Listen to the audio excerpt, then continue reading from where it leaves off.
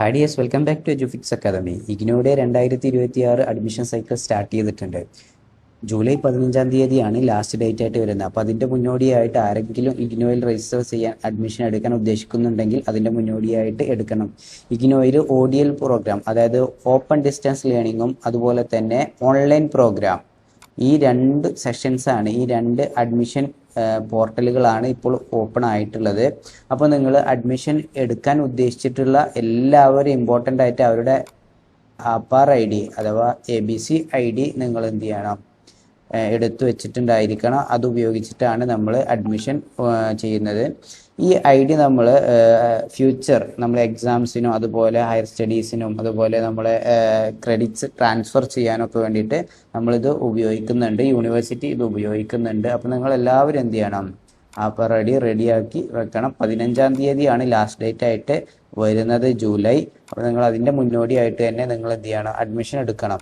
അപ്പോൾ നമുക്ക് ഡിസ്റ്റൻസ് ആയിട്ട് ഓപ്പൺ ഡിസ്റ്റൻസ് ലേണിംഗ് പ്രോഗ്രാമിൽ വരുന്നത് നമുക്ക് ഒരുപാട് പ്രോഗ്രാംസ് ഉണ്ട്, 300ഓളം പ്രോഗ്രാംസ് ഉണ്ട്. അതിൽ ഡിപ്ലോമ പ്രോഗ്രാംസ് ഉണ്ട്, സർട്ടിഫിക്കറ്റ് പ്രോഗ്രാംസ് ഉണ്ട്, PG ഡിപ്ലോമ പ്രോഗ്രാംസ് ഉണ്ട്, UG പ്രോഗ്രാംസ് ഉണ്ട്, PG പ്രോഗ്രാംസ് ഉണ്ട്.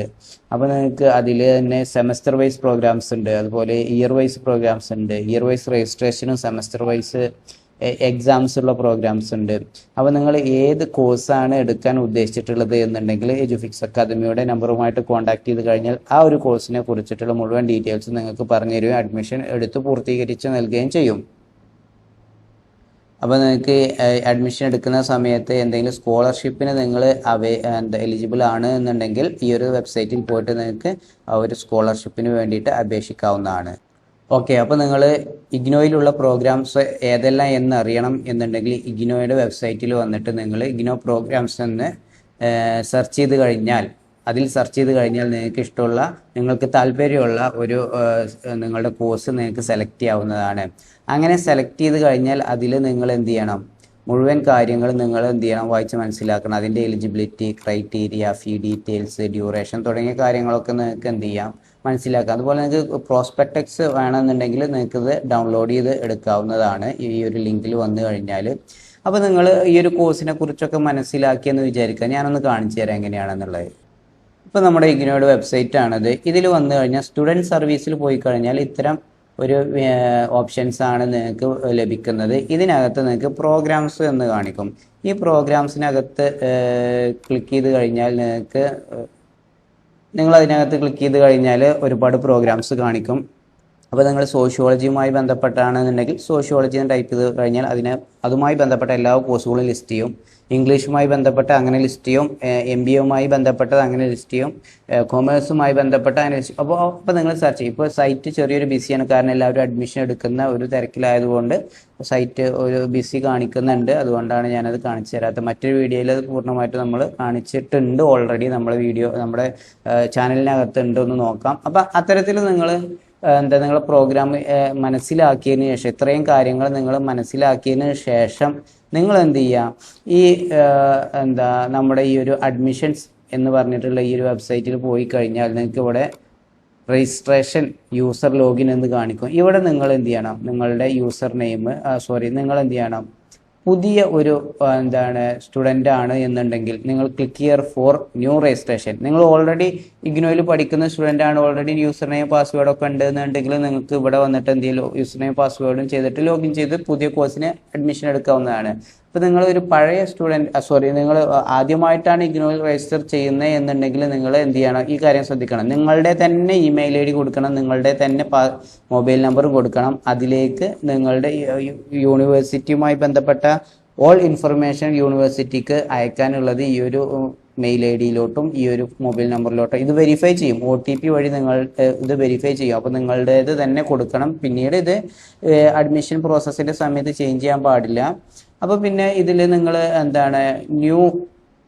ക്ലിക്ക് ഹിയർ ഫോർ ന്യൂ രജിസ്ട്രേഷനിൽ ക്ലിക്ക് ചെയ്ത് കഴിഞ്ഞാൽ ഈ ഒരു വിൻഡോ വരും. ഇത് നിങ്ങൾ എന്ത് ചെയ്യണം, ഫില്ല് ചെയ്യണം. അപ്പോൾ നിങ്ങളുടെ യൂസർ നെയിം മിനിമം 8 ക്യാരക്ടറും മാക്സിമം 16 ക്യാരക്ടറേ പറ്റുള്ളൂ. അതുപോലെ നിങ്ങളുടെ ഇമെയിൽ ID ഇവിടെ മസ്റ്റായിട്ട് എന്ത് ചെയ്യണം, നൽകണം. അതുപോലെ തന്നെ എന്ത് ചെയ്യണം, അതൊന്നുകൂടെ നൽകണം. അതുപോലെ പാസ്വേഡ് നിങ്ങൾ എന്ത് ചെയ്യണം, ആൽഫ ന്യൂമറിക്ക് മിക്സ് ചെയ്തിട്ട് വേണം നിങ്ങൾ എന്ത് ചെയ്യണം, പാസ്വേഡ് കൊടുക്കാൻ. 2 പ്രാവശ്യം കൊടുക്കുക, മൊബൈൽ നമ്പറും അതുപോലെ 2 പ്രാവശ്യം കൊടുക്കുക. സബ്മിറ്റ് ചെയ്ത് കൊടുത്താൽ ആ ഒരു സമയത്ത് തന്നെ ഓൺ ടൈമിൽ തന്നെ നിങ്ങൾക്ക് മെയിൽ വരും, നിങ്ങളുടെ യൂസർ നെയിം ഇതാണ്, പാസ്വേഡ് ഇതാണ് എന്ന് പറഞ്ഞതിന് ശേഷം വന്നു കഴിഞ്ഞാൽ പിന്നെ നമ്മൾ പോവേണ്ടത് ഈ ബാക്കിൽ കാണുന്ന ഈ ഒരു സെഷനിലോട്ടാണ്. ഇവിടെയാണ് ഇപ്പോൾ നിങ്ങൾ ഉണ്ടാക്കിയിട്ടുള്ള നിങ്ങൾക്ക് മെയിലായിട്ട് വന്നിട്ടുള്ള യൂസർ നെയിം പാസ്വേഡ് നൽകി ലോഗിൻ ചെയ്ത് കഴിഞ്ഞാൽ നിങ്ങൾക്ക് ഒരു വലിയ ഒരു 7-8 പേജസിൻ്റെ ഒരു ഫോം ഉണ്ടായിരിക്കും. അത് ഫില്ല് ചെയ്യണം. അതിൽ നിങ്ങളുടെ A to Z കാര്യങ്ങൾ, പ്രീവിയസ് ഇയർ എലിജിബിലിറ്റി എന്താണ്, നിങ്ങളുടെ കോണ്ടാക്ട് അഡ്രസ്സ്, നിങ്ങളുടെ ഓൺ ഇൻഫോ, അതുപോലെ തന്നെ എടുക്കാൻ പോകുന്ന കോഴ്സ്, അതുപോലെ തന്നെ നിങ്ങളുടെ സ്റ്റഡി സെൻറ്റേഴ്സ്, റീജിയൻ സെൻറ്റേഴ്സ്, അതുപോലെ നിങ്ങളുടെ ടെക്സ്റ്റ് ബുക്കിനെ കുറിച്ചിട്ടുള്ള വിവരങ്ങൾ, അതുപോലെ നിങ്ങളുടെ കോഴ്സ് സെലക്ഷന്, അതുപോലെ ഇലക്റ്റീവ് കോഴ്സിൻ്റെ സെലക്ഷന്, അതുപോലെ നിങ്ങൾക്ക് നിങ്ങളുടെ ഫോട്ടോ, അതുപോലെ ഡോക്യുമെൻറ്റ്സ് ഇതെല്ലാം അപ്ലോഡ് ചെയ്യേണ്ട, പിന്നെ പേയ്മെൻറ്റ് ഓപ്ഷൻ, ഇത്രയും കാര്യങ്ങളാണ് ഇതിൽ വരുന്നത്. അപ്പോൾ ഇത്രയും കാര്യങ്ങളൊക്കെ നമ്മൾ വളരെ സൂക്ഷ്മതയോട് കൂടിയിട്ട് വേണം ചെയ്യാൻ. എന്തെങ്കിലും എറർ സംഭവിച്ചു കഴിഞ്ഞാൽ, സബ്മിറ്റ് ചെയ്ത് കഴിഞ്ഞാൽ പിന്നെ അത് ചേഞ്ച് ചെയ്യാൻ വളരെ ബുദ്ധിമുട്ടാണ്. അപ്പോൾ പേഴ്സണൽ ഇൻഫോ ചേഞ്ച് ചെയ്യാൻ കഴിയില്ല. അപ്പോൾ മറ്റുള്ളതൊക്കെ നമുക്ക് പല രൂപത്തിൽ നമ്മൾ ചേഞ്ചിങ്ങിന് ഓപ്ഷൻസ് നൽകുന്നുണ്ട് എങ്കിൽ കൂടി നിങ്ങൾ ശ്രദ്ധിക്കണം അത്.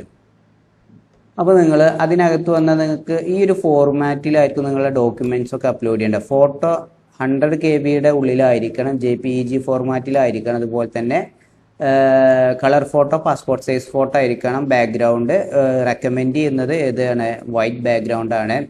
അതുപോലെ സിഗ്നേച്ചർ വേണം. ഒരു വൈറ്റ് പേപ്പറിൽ സൈൻ ചെയ്തിട്ട് അതും ഒരു ഫോട്ടോ എടുത്തിട്ട് എന്ത് ചെയ്യണം, JPEG ഫോർമാറ്റിൽ 100 KB അണ്ടറിലായിട്ട് നമ്മൾ അപ്ലോഡ് ചെയ്യണം. അതുപോലെ റിലവൻറ്റ് എഡ്യൂക്കേഷൻ ക്വാളിഫിക്കേഷൻസ് എന്തൊക്കെയാണോ എന്നുള്ളത്, ഏത് കോഴ്സിനാണ്, അപ്പോൾ ഡിഗ്രിക്കാണെന്നുണ്ടെങ്കിൽ +2 വരെയുള്ളത് മതി, PGക്കാണെന്നുണ്ടെങ്കിൽ ഡിഗ്രി വരെ ഉള്ളത് വേണം. അങ്ങനെ ഓരോ കോഴ്സിനും ഓരോ എലിജിബിലിറ്റി ആയിരിക്കും.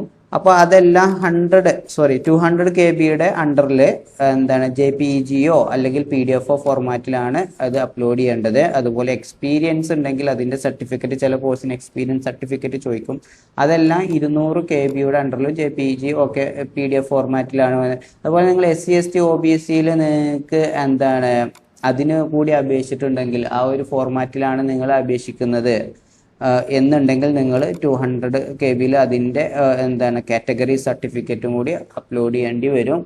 അപ്പോൾ പിന്നെ ഒരു കാര്യം പ്രത്യേകം ശ്രദ്ധിക്കുക, നിങ്ങൾ ഒറിജിനൽ സർട്ടിഫിക്കറ്റിൽ നിന്ന് മാത്രമേ ഇതെല്ലാം ഫോട്ടോ എടുക്കാനോ അല്ലെങ്കിൽ സ്കാൻ ചെയ്യാനോ PDF JPEG ഒക്കെ ആക്കാൻ പറ്റുള്ളൂ. അപ്പോൾ നിങ്ങൾ അറ്റസ്റ്റ് ചെയ്തതോ അതുപോലെ തന്നെ ഫോട്ടോസ്റ്റാറ്റിൽ നിന്നൊന്നും ഇതൊന്നും ചെയ്യാൻ പാടില്ല. അപ്പോൾ ഒറിജിനലിൽ നിന്ന് തന്നെ ഇത് ചെയ്യണം, അല്ലെങ്കിൽ അത് രജിസ്ട്രേഷൻ നമുക്ക് ക്യാൻസലായി പോകുന്നതാണ് കേട്ടോ.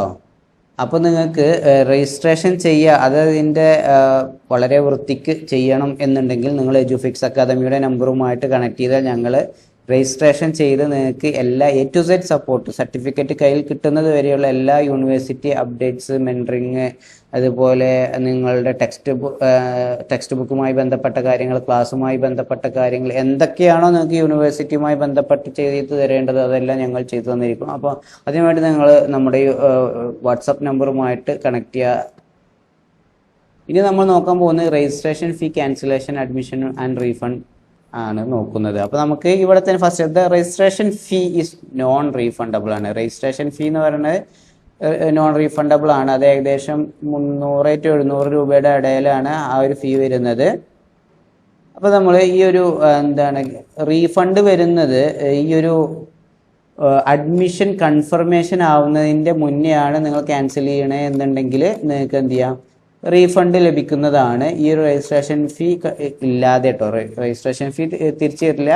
അപ്പോൾ ചിലപ്പോൾ കോഴ്സിൻ്റെ ഫീ ഒരു 10,000 അല്ലെങ്കിൽ ഒരു 5,000 4,000 ഒക്കെ ആണെന്നുണ്ടെങ്കിൽ അതിൽ നിന്ന് 300 ഈ ഒരു രജിസ്ട്രേഷൻ ഫീ പിടിക്കും. അത് ഏകദേശം 300 to 700 ഉള്ളിലാണ് വരിക. അപ്പോൾ അതല്ലാത്ത ബാക്കിയുള്ള എമൗണ്ട് നിങ്ങൾക്ക് റീഫണ്ട് ചെയ്ത് തരും കൺഫർമേഷൻ ആവുന്നതിന് മുമ്പ്. ഇൻ കേസ് നിങ്ങളത് കൺഫർമേഷൻ ആയിട്ടാണ് എന്നുണ്ടെങ്കിൽ 50% പിടിക്കും. അതായത് ഏകദേശം ഒരു 2,000 ആണ് പറയുന്നത്. അപ്പോൾ ആ ഒരു കൺഫർമേഷന് ശേഷമാണ് നിങ്ങൾ ഈ ഒരു റീഫണ്ട് ക്യാൻസലേഷൻ ചെയ്യുന്നതെന്നുണ്ടെങ്കിൽ അത് പിടിച്ചിട്ടാണ് തരിക. അത് നമ്മുടെ ടെക്സ്റ്റ് ബുക്ക് അതുപോലെയുള്ള സബ്ജക്റ്റിൻ്റെ ആ ഒരു സെഷനിലേക്കാണ് ആ ഫീ പോയിട്ടുണ്ടാവുക. പക്ഷേ നിങ്ങളൊരു സോഫ്റ്റ് കോപ്പിയാണ് രജിസ്ട്രേഷൻ ചെയ്യുന്ന സമയത്ത് ടെക്സ്റ്റ് ബുക്ക് വേണ്ടെന്ന് പറഞ്ഞിട്ടുണ്ട് എന്നുണ്ടെങ്കിൽ റീഫണ്ട് ചെയ്യും എന്നുള്ളതാണ് പറയുന്നത്. രജിസ്ട്രേഷൻ ഫീ ഒഴികെയുള്ള ബാക്കിയുള്ള ഫീ എന്ത് ചെയ്യും, നിങ്ങൾക്ക് റീഫണ്ട് തരും. അപ്പോൾ ചില സ്റ്റുഡൻസിന് ഫീ ഇല്ലാതെ രജിസ്ട്രേഷൻ ഫീയും ഡെവലപ്മെന്റ് ഫീയും മാത്രമായിട്ട് രജിസ്റ്റർ ചെയ്ത് തരുന്നുണ്ടാവും, കോഴ്സ് ഫീ അടയ്ക്കാതെ. ചില കുട്ടികളായ SC/ST വിഭാഗത്തിൽപ്പെട്ട കുട്ടികൾക്കൊക്കെ അങ്ങനത്തെ ഓപ്ഷൻസ് ഉണ്ട്.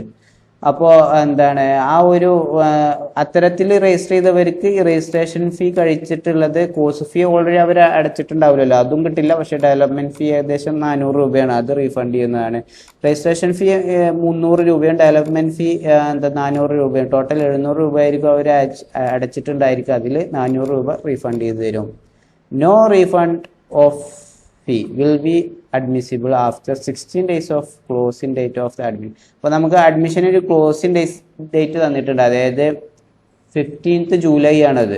അപ്പോൾ ആ ഒരു ഡേറ്റിന് ശേഷം അതിന് 60 ആ ഒരു ഡേറ്റും കഴിഞ്ഞ് 60 ഡേയ്സിന് ശേഷമാണെന്നുണ്ടെങ്കിൽ റീഫണ്ട് ഒരു റീഫണ്ടും അനുവദിക്കുന്നില്ല എന്നുള്ളതാണ് യൂണിവേഴ്സിറ്റി പറയുന്നത്. അപ്പോൾ കൂടുതൽ ഡീറ്റെയിൽസിന് കോമൺ പ്രോസ്പെക്ടസ് നോക്കുക എന്നുള്ളതാണ്. കോമൺ പ്രോസ്പെക്ടസ് ഇവിടുന്ന് ഡൗൺലോഡ് ചെയ്യാൻ പറ്റും. അപ്പോൾ നമ്മൾ ഈ ഒരു സൈറ്റുകളിലേക്ക് എങ്ങനെ എത്തിപ്പെടാം എന്നുള്ളതൊന്ന് ഞാൻ ആദ്യം മുതൽ ഒരു യൂണിവേഴ്സിറ്റിൻ്റെ വെബ്സൈറ്റ് സ്റ്റാർട്ട് ചെയ്യുന്നത് മുതൽ നമുക്കൊന്ന് നോക്കാം.